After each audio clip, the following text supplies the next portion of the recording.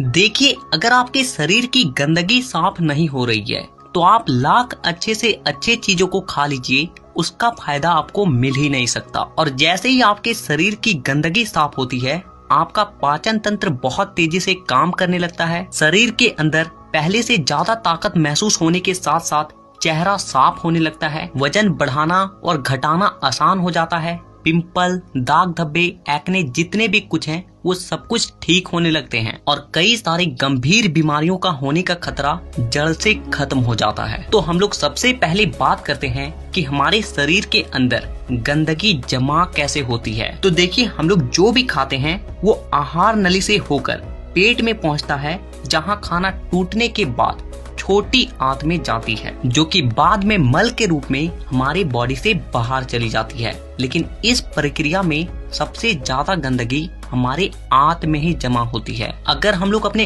आंत को जूम कर कर देखें तो वो कुछ इस तरह का दिखाई देता है, जिसमें उंगली की तरह दिखने वाली छोटी छोटी उभार होती है, जो कि एक फिल्टर के तरह काम करती है, क्योंकि इन उभार के अंदर नसें होती है जो कि हमारे शरीर के अलग अलग हिस्सों से जुड़ी होती है और इसी नस के जरिए खाने में मौजूद पोषक तत्वों को खींचकर खून में और हमारे शरीर के अलग अलग हिस्सों तक पहुंचाया जाता है। लेकिन जब हम लोग जाने अनजाने में गलत तरीके के खाने का इस्तेमाल करते हैं तो वो हमारे आंतों में चिपकने लगती है और धीरे धीरे दीवार पर एक मोटी परत बनाकर जमा हो जाती है, जिससे कि जब हमारी आंतें खाने में मौजूद पोषक तत्वों को खींचती है तो उसके साथ साथ गंदगी भी हमारे खून में मिल जाती है और फिर शरीर के अलग अलग हिस्सों में जाकर ये गंदगी जमा हो जाती है। जब ये गंदगी खून के जरिए हमारे लीवर तक पहुंचती है तो फैटी लीवर और जॉन्डिस जैसी बीमारियां होती है। जब ये किडनी में जमा होती है तो किडनी स्टोन और फेफड़े में जमा होने से अस्थमा, और जब खून के जरिए दिल तक पहुंचती है